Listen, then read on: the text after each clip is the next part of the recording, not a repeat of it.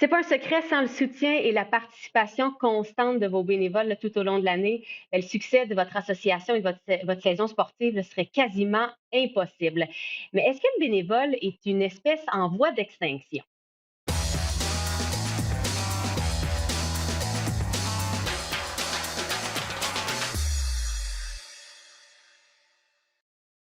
Bienvenue à un nouvel épisode de Nos premiers podiums, le balado de la 55e finale des Jeux du Québec qui aura lieu à Laval en juillet 2022. D'ailleurs, dans le segment Saviez-vous que qu'on vous présentera à la toute fin de l'épisode, on reçoit Serge Arnois qui est président directeur général d'Arnois Énergie, partenaire majeur de notre finale, mais aussi présentateur de la centrale des Jeux au Collège Montmorency, là, qui sera véritablement notre quartier général pendant cette grande finale.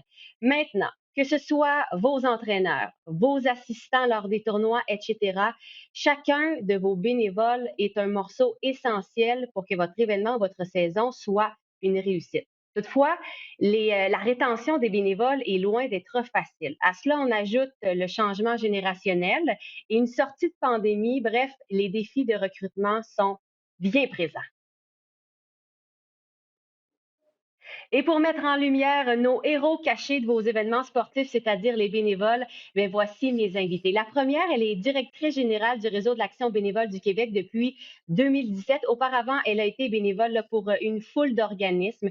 Elle a aussi été, je vais dire le titre exact, directrice provinciale du service des ressources bénévoles de la Croix-Rouge canadienne, où elle y joue encore un rôle de formatrice nationale.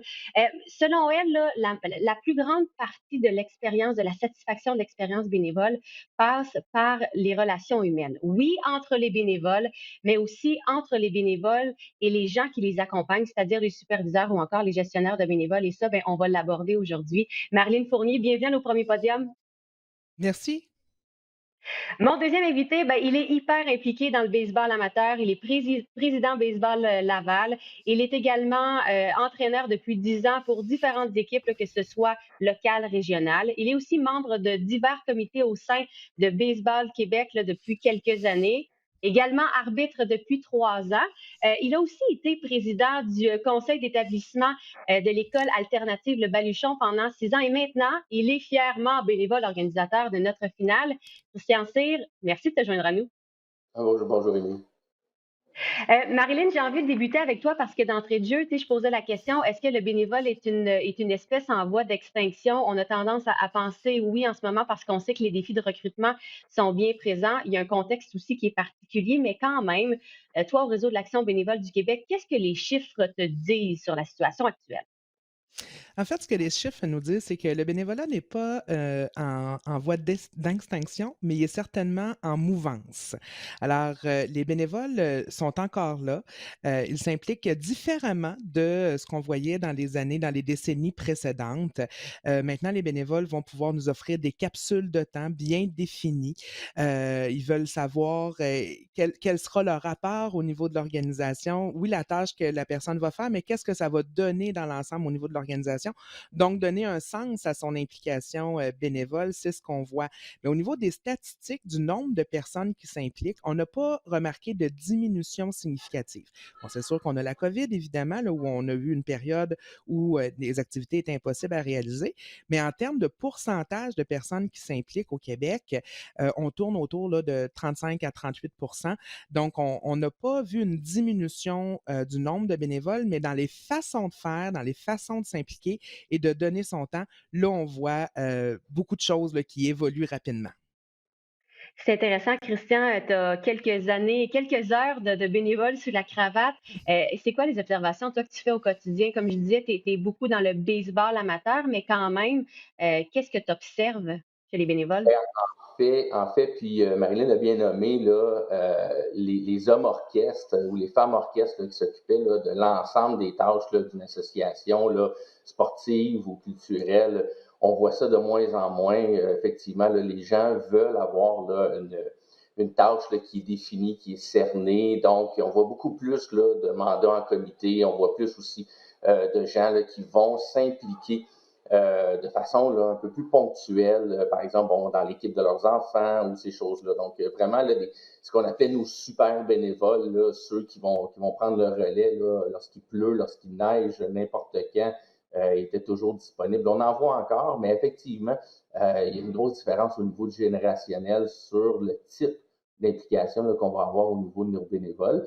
Et ça demande une approche aussi qui est particulière, qui est changeante, qui est en mouvance, mais si par exemple on prend au niveau du baseball, on est un petit peu victime de notre succès parce qu'on a, par exemple, au-dessus de 20% d'augmentation de membership de joueurs à Laval là, pour les dernières années.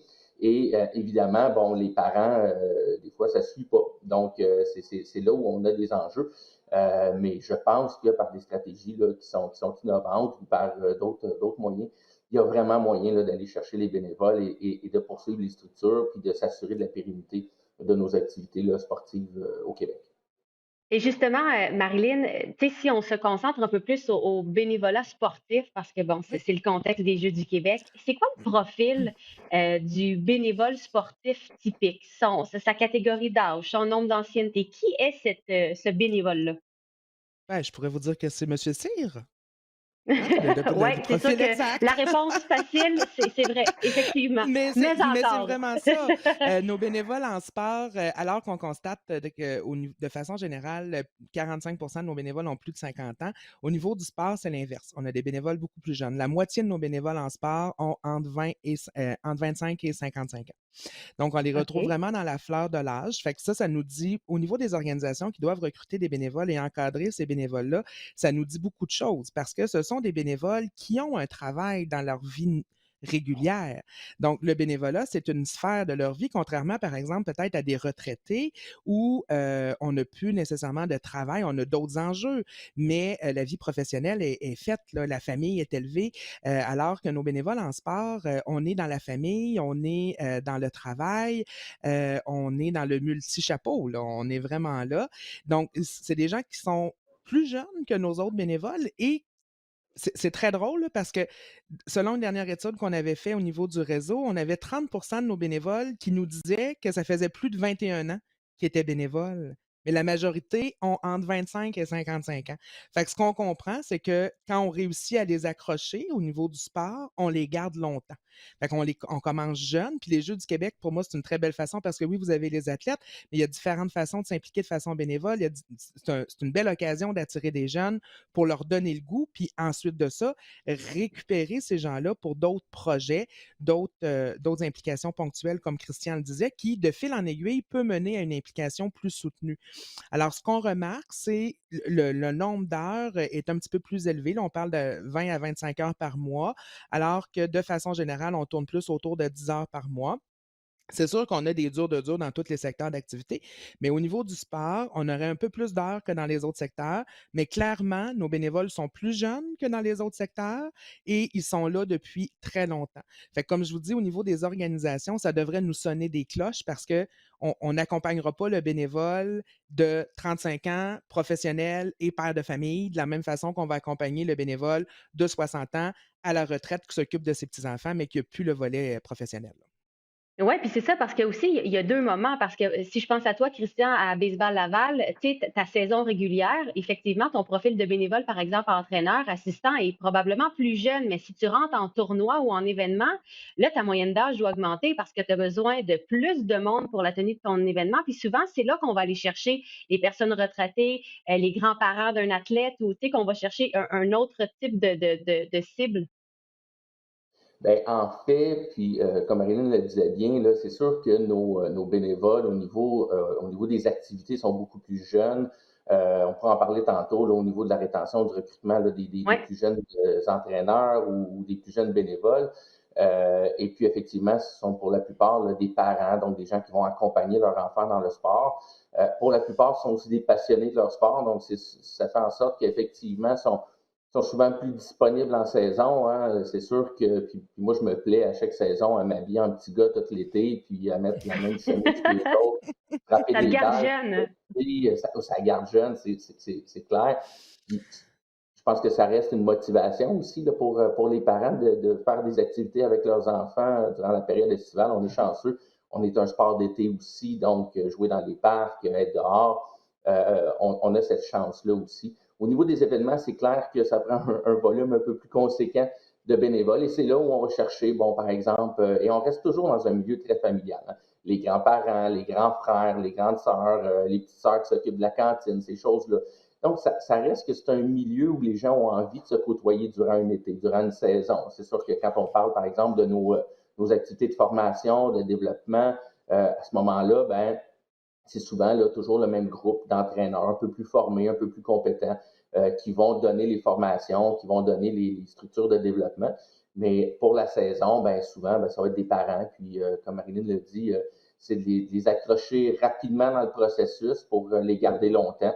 Bon, on pourra en parler aussi là tantôt, mais il y a quand même des stratégies qui font en sorte là, que ces bénévoles-là ont envie de rester, ont envie de se développer à l'intérieur des structures sportives. Puis, si je peux me permettre, Émilie, avant de passer Vas-y. à la prochaine question, je trouve ça très, très intéressant ce que Christian mentionne parce que on a démontré que le fait de faire du bénévolat va donner le goût à notre entourage d'en faire. Que ce Mmh. soit quand on demande aux bénévoles et aux non-bénévoles, est-ce que votre conjoint est bénévole? Ben, c'est épouvantable la différence entre les non-bénévoles qui nous ont dit oui, mon conjoint est bénévole, puis ceux qui sont bénévoles. On a posé la question aussi de savoir est-ce que vous avez vu vos parents faire du bénévolat et est-ce que vos enfants font du bénévolat? Puis il y a vraiment une corrélation entre mes enfants m'ont vu faire du bénévolat et maintenant ils font du bénévolat. J'ai vu mes parents faire du bénévolat et je fais du bénévolat. Donc, le bénévolat familial qui est facilité en fait par l'organisation d'événements, c'est vraiment une super belle porte d'entrée pour fidéliser ces bénévoles-là puis qu'ils nous reviennent par la suite et que les plus jeunes deviennent eux-mêmes à 35 ans le bénévole qui, ça fait 20 ans qu'il est impliqué. Christian, il y a 2 choses que tu as mentionnées, en fait 2 mots que tu as dit. Tu as parlé de passion, tu as parlé de motivation.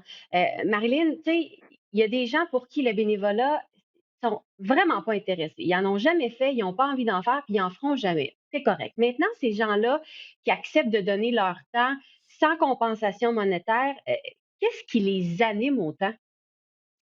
Mais en fait, juste avant de parler de ce qui les anime, je veux juste vous dire que quand on demande aux gens qui ne font pas de bénévoles pourquoi ils en font pas, pourquoi ils font pas de Mmh. bénévolat, il y a 35 des gens qui nous disent j'en fais pas parce qu'on me l'a pas demandé, je sais pas c'est quoi les Ah! besoins et je sais pas où m'adresser.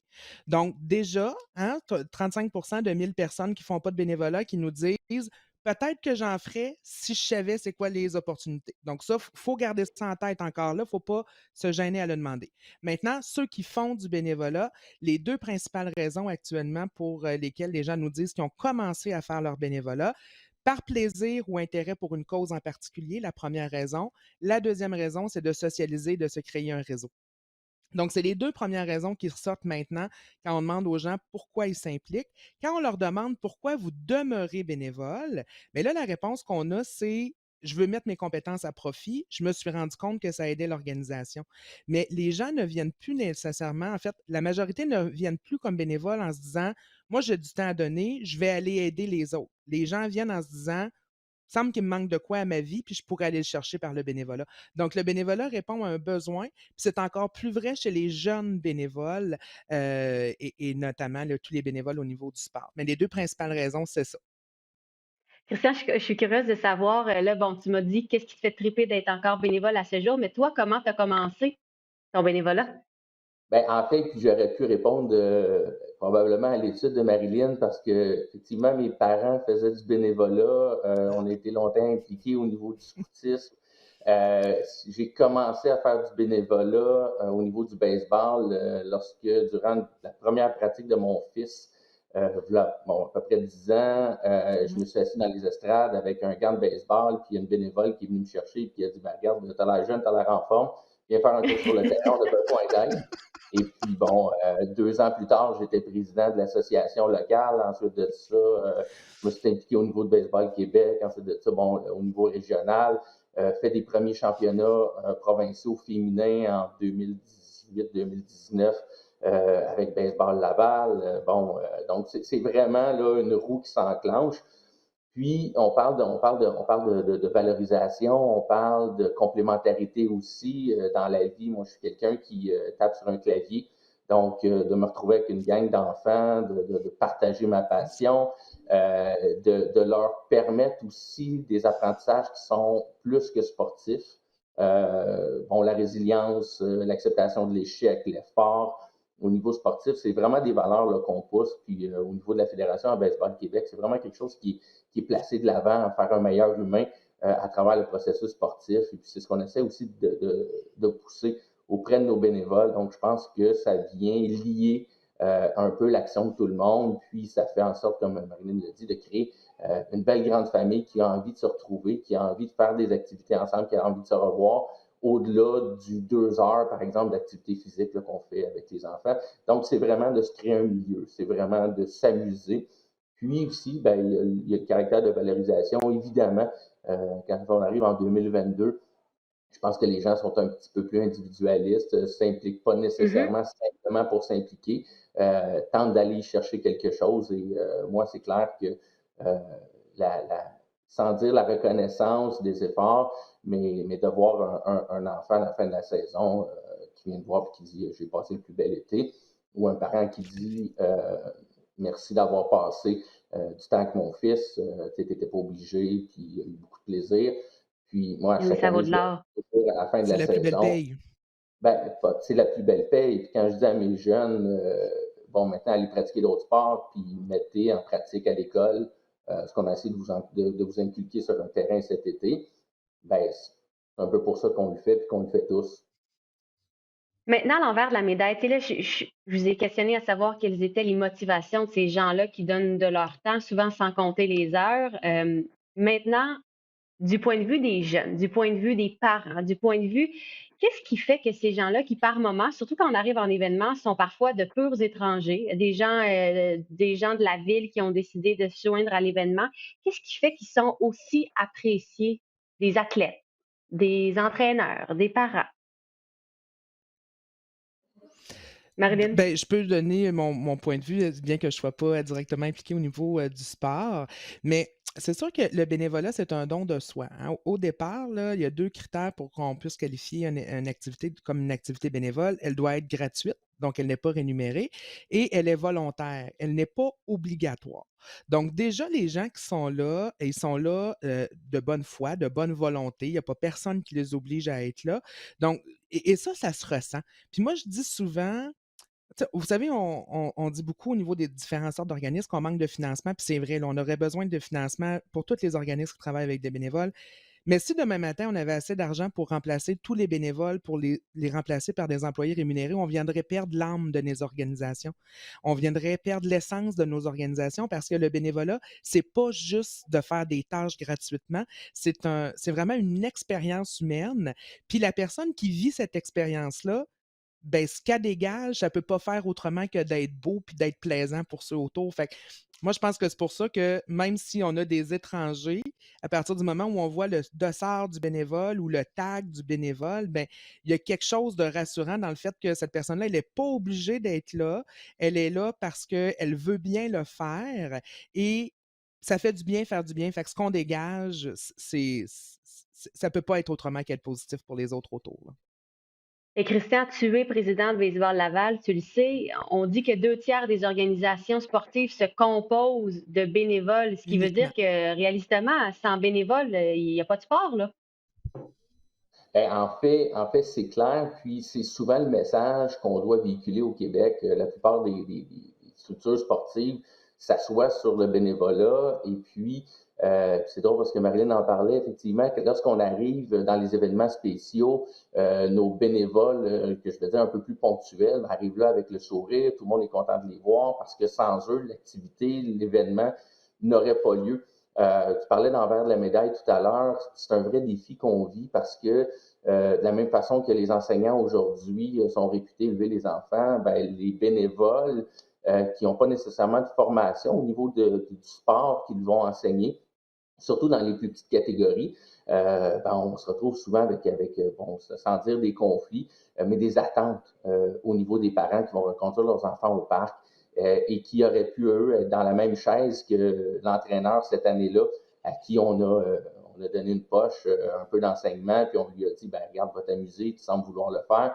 et la compétence se développe avec le temps. Donc, c'est souvent justement le message qu'il faut pousser, que ce soit au niveau de nos jeunes arbitres, nos jeunes marqueurs, nos entraîneurs débutants, de dire un peu à tout le monde, écoutez, son fils a 7 ans, il commence dans du baseball, son père a 32 ans, il commence aussi, et ensemble, ils vont se développer dans ce sport-là, un comme entraîneur, l'autre comme athlète.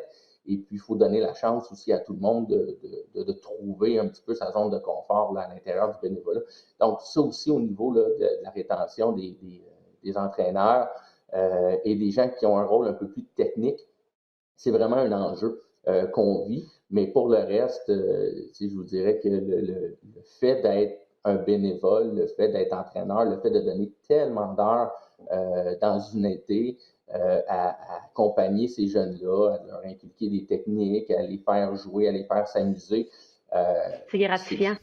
C'est très gratifiant. Puis en même temps, on est dehors avec eux autres. Puis sur le 10 semaines que va durer une saison, on trouve toujours un endroit, un moment où il va y avoir plus de sourires que de récriminations. C'est certain. Et je pense qu'aussi, même si les jeunes ne vont pas tous le communiquer ou le verbaliser, ces jeunes-là sont reconnaissants d'avoir cet appui-là, puis cette relation-là aussi avec leurs entraîneurs. Marilyn, qu'est-ce qui explique qu'un bénévole va revenir ou non? Bien, la façon dont il va avoir été reçu, la façon dont on va lui avoir donné les moyens de faire sa tâche. C'est sûr que même si c'est une tâche, peu complexe, si vous ne dites pas aux bénévoles quelles sont les ressources dont ils disposent pour le faire, de quelle façon on veut que ça se fasse, c'est quoi nos attentes, ça ne fonctionnera pas. En fait, le bénévole veut savoir, dans son implication, il veut savoir qu'est-ce que j'ai à faire, quand ça commence, quand ça finit, puis qu'est-ce que ça va donner. Ça, c'est super important pour eux. On doit trouver un sens à l'action que les bénévoles font. Et donc, c'est ça. Donc, il faut, je m'excuse, il faut s'assurer de trouver un sens à ce que les bénévoles vont faire. Puis, vraiment, mais vous savez, il y a plein d'organisations qui cherchent des bénévoles. Fait qu'un bénévole qui n'est pas bien dans une organisation va pouvoir aller faire son bénévolat ailleurs. Donc, c'est important pour les organismes de bien accueillir nos bénévoles. Puis, ce que je vous dirais, c'est le plus important, c'est de les considérer comme des partenaires, non pas comme des plus importants parce qu'ils sont bénévoles, ni comme les moins importants parce que c'est juste des bénévoles, mais vraiment des partenaires où tout le monde travaille dans le même sens pour réussir à livrer un événement ou à actualiser une mission. Peu importe si la personne est payée ou pas, on avance ensemble puis on s'en rend plus compte à un moment donné s'il y a des gens de payés ou pas. C'est ce qui fait la différence entre quelqu'un qui va demeurer dans son bénévolat ou pas, comment il va être perçu, comment il va être considéré. Et est-ce que c'est ce que tu voulais dire, tu sais, quand je disais d'entrée de jeu que selon toi, la satisfaction de l'expérience bénévole Oui. repose sur les relations humaines entre bénévoles, mais aussi entre bénévoles et superviseurs? Tout à fait. La première raison pour laquelle les gens s'impliquent, c'est pour avoir du plaisir. Si le bénévolat devient rébarbatif, il faut qu'il y ait un Mmh. cadre, ceci dit. C'est correct qu'il y ait des règlements, c'est correct qu'il y ait des normes, des règles à respecter, mais il faut que le bénévole le sache, c'est quoi ce cadre-là.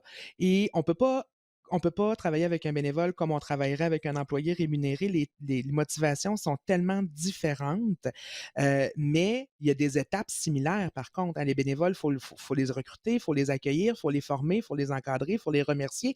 Ce sont des ressources humaines, mais on ne peut pas avoir notre œil de direction de ressources humaines employé quand on travaille avec des bénévoles. Encore là, c'est toute notre trame de fond qui doit être modifiée quand on travaille avec des bénévoles si on veut les garder avec nous.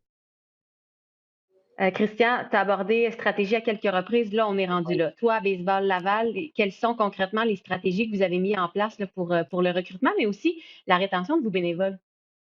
Ben, en fait, c'est qu'on a tenté d'identifier un peu les axes qui font en sorte que les bénévoles vont avoir envie, d'une part, de s'impliquer, mais d'autre part, de continuer à s'impliquer.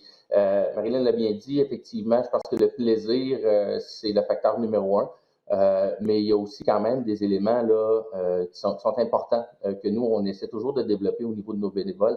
Bon, d'une part, le sentiment de compétence. Je pense que les bénévoles veulent sentir qu'à l'intérieur de leur tâche, ils sont compétents.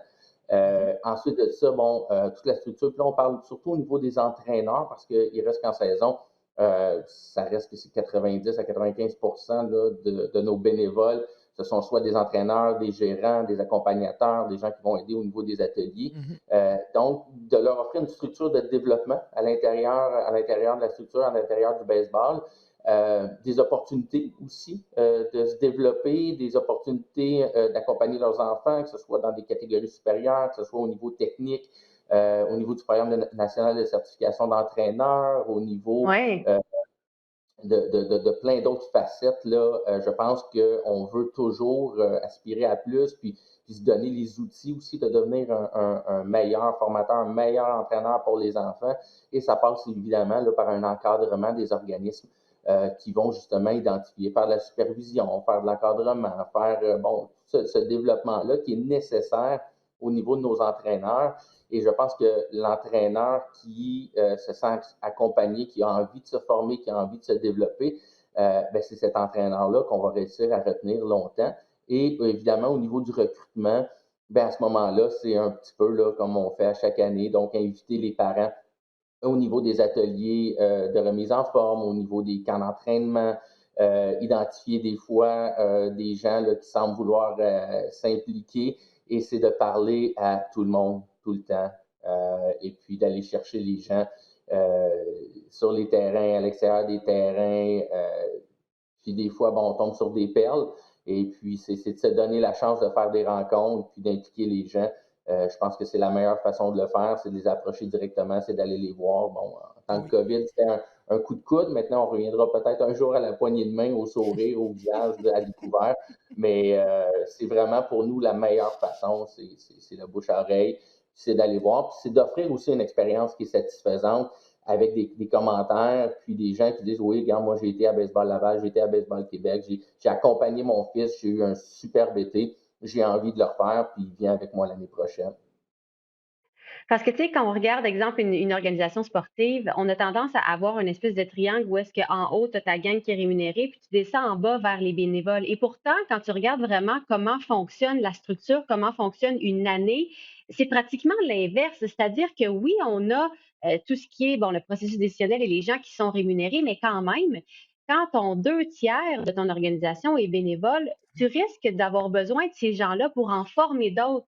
Et toujours fait dans la non-rémunération. Donc, tu as intérêt à bien entretenir ce lien-là et à les garder parce qu'à un moment donné, il va commencer à manquer de monde pour former le reste de tes bénévoles Mhm. et justement, ça va avoir un impact sur la qualité du service qui va être offert à tes membres.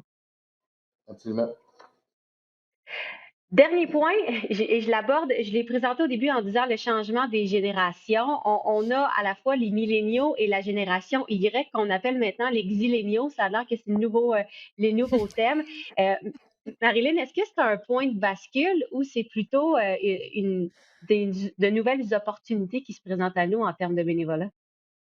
Ben, moi, je pense que c'est de nouvelles opportunités dans la mesure où on est capable de s'adapter et qu'on va s'assurer de répondre aux besoins de ces jeunes bénévoles-là. Parce qu'on le répète, hein, les gens viennent répondre à un besoin. Nos jeunes bénévoles ont des besoins d'affirmation, ont des besoins d'appartenance, des besoins de liberté, des besoins de se développer une identité et le bénévolat peut offrir ça. Alors, c'est au niveau de la cohabitation parce on a encore des bénévoles plus traditionnels hein, qui vont se dire, ben moi, peu importe ce qu'on me dit, qu'on me demande de faire, je vais le faire, puis c'est 20 heures par semaine que j'ai à donner, puis bon. Donc, ceux-là, ben des fois, ils vont se dire, ben ceux qui vont nous donner juste 3 heures par semaine, c'est pas des vrais bénévoles. Ben oui, c'est des vrais bénévoles. Donc, l'enjeu se retrouve beaucoup souvent au niveau de la cohabitation des différentes générations de bénévoles. Mais pour ce qui est d'aller les chercher au niveau du recrutement et tout, mais Christian l'a nommé, le bouche à oreille va demeurer la meilleure façon. On en a parlé tantôt, le bénévolat est contagieux. Fait que j'ai du fun dans mon bénévolat. Hey, mon ami, viens faire du bénévolat avec moi. Ça va être le fun, tu vas voir. Fait que c'est comme ça qu'on fait un effet d'entraînement. C'est vrai pour les plus vieilles générations de bénévoles, mais c'est vrai aussi pour les nouvelles. Ceci dit, si jamais il y a des organismes à l'écoute qui sont intéressants à savoir plus sur les jeunes bénévoles, sachez que Oui. le Réseau d'action bénévole du Québec offre des formations en ligne sur la gestion du bénévolat et la gestion des bénévoles. C'est des formations qui sont gratuites, offertes, disponibles 24 heures sur 24, 7 jours sur 7. Et on a un module de formation complémentaire qui concerne les jeunes bénévoles. Donc, ça s'appelle CAP sur les jeunes bénévoles. C'est une formation qui est disponible en classe ou en ligne et où on va commencer par faire un diagnostic pour voir c'est quoi la place actuelle que vous faites dans vos organisations aux jeunes bénévoles et comment vous devez vous adapter pour mieux les accueillir et mieux les encadrer. C'est super intéressant comme formation. rabq.ca, vous avez un petit onglet formation et vous allez pouvoir trouver notre formation Cap sur les jeunes bénévoles. Christian, de ton côté, tu sais, moi, je le sais, j'ai grandi dans le milieu du soccer. On a toujours eu à faire du bénévolat avec nos équipes. Ça faisait partie de notre mandat, que c'était la fête de fin de saison, que c'était un match senior. On était là impliqués, c'était important. Et c'est aussi comme ça que j'ai connu mes premières heures de bénévolat. Toi, avec ta gang à Baseball Laval, est-ce que c'est quelque chose que vous demandez à vos jeunes? Parce que justement, c'est cette génération Y-là, la première façon de l'aborder, c'est quand ils sont encore athlètes. Ben absolument. Par contre, bon, on n'a pas de structure là, nécessairement au niveau d'un bénévolat obligatoire. Il faut comprendre que OK. c'est quand même des Ça saisons qui serait quoi du sont assez bénévolat? compressées, hein. Donc, mais par contre, ce qu'on cherche à faire, puis ce qu'on fait de façon très active, c'est à partir de 15 ans, d'impliquer justement les jeunes. À partir de 16 ans aussi, ils peuvent faire bon, leur PNCE, donc devenir eux-mêmes entraîneurs, se certifier. À partir de 15 ans, on les inclut au niveau des programmes d'initiation, donc ce qu'on appelle le Rallye Cap, les 4 à 7 ans. J'ai des jeunes entraîneurs de 18-19 ans qui sont déjà positionnés au niveau du 2A. Donc, c'est d'identifier un petit peu là, les jeunes qui sont intéressés et puis de les amener. Souvent, l'enjeu, c'est qu'ils ne viendront pas vers nous. Donc, Mm, c'est d'aller vers eux et puis d'identifier les différentes opportunités qu'ils ont. Un mm. jeune qui reste après la pratique pour aider son petit frère, ben, est-ce que tu veux t'occuper des 12 autres aussi? Est-ce que ceux qui ont des compétences techniques, ceux qui ont des belles valeurs humaines, comment on fait pour les intégrer? Bien, ça passe souvent par ces programmes-là. Et puis, c'est de les responsabiliser aussi, de les valoriser, de leur donner justement un sentiment de compétence, un sentiment où ils sont eux-mêmes impliqués dans le développement des autres.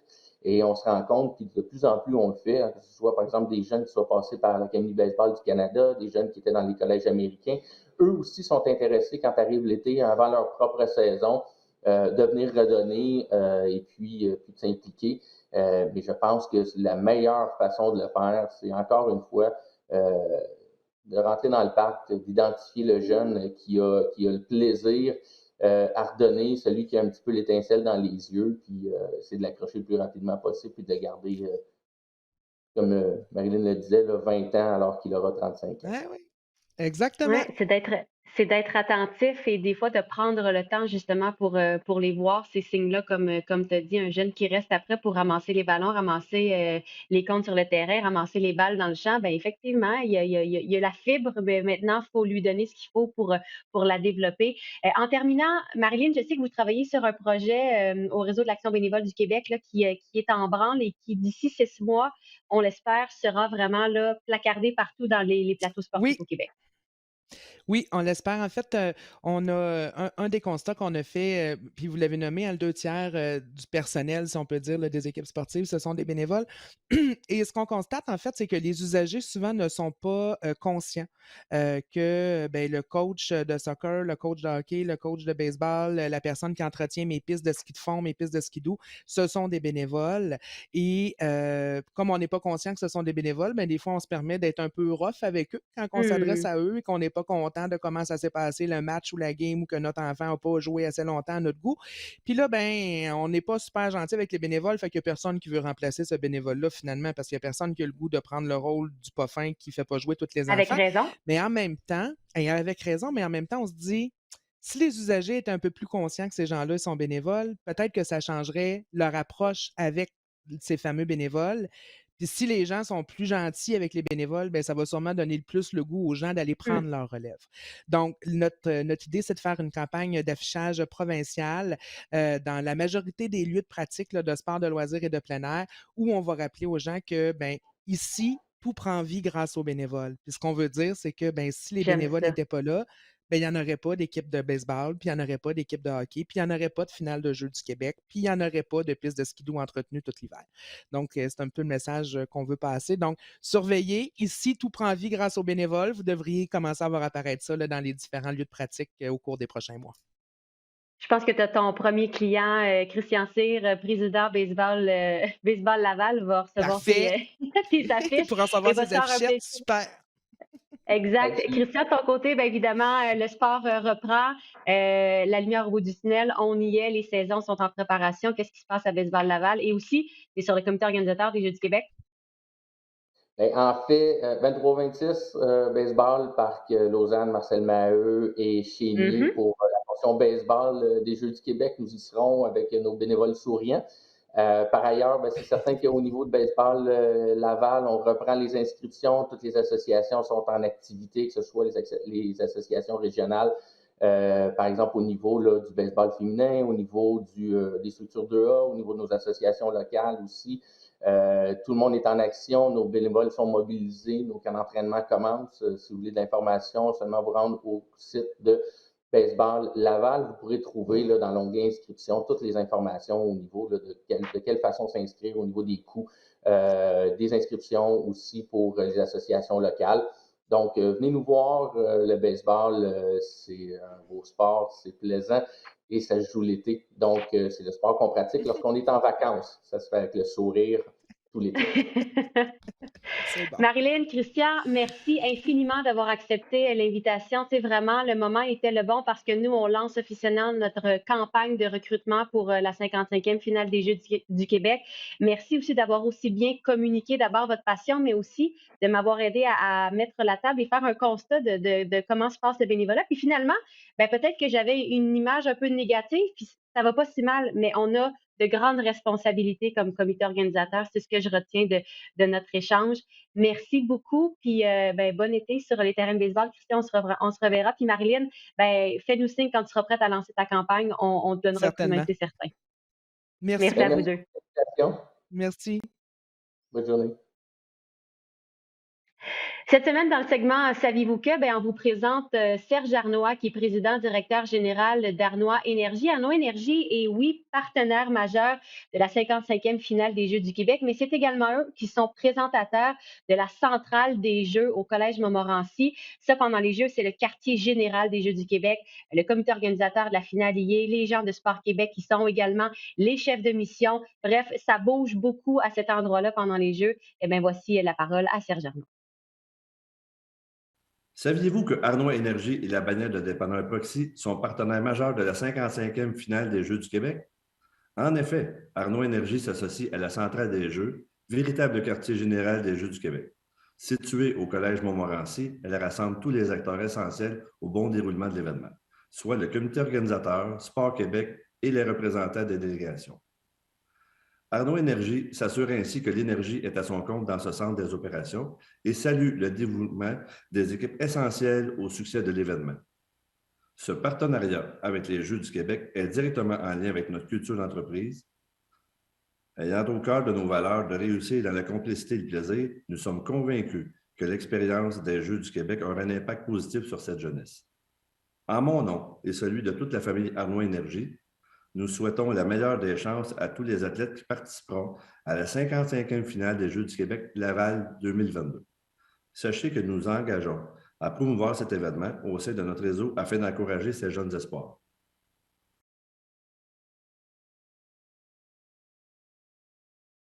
Merci à Serge Arnois, président directeur général d'Arnois Énergie, là, qui est partenaire majeur de la 55e finale des Jeux du Québec. Merci à mes invités d'aujourd'hui, Marilyn Fournier, directrice générale du réseau de l'action bénévole du Québec, et Christian Cyr, qui est président de Baseball Québec, président pardon, de Baseball Laval, entre autres, impliqué au sein des comités de Baseball Québec. Je vous rappelle que tous nos épisodes sont disponibles au rds.ca/balado-diffusion, également sur la plateforme iHeartRadio. Merci à vous d'avoir été au rendez-vous comme toujours. Je vous donne rendez-vous pour un autre épisode de nos premiers podiums, là où on discute de sujets qui vont bien au-delà du sport.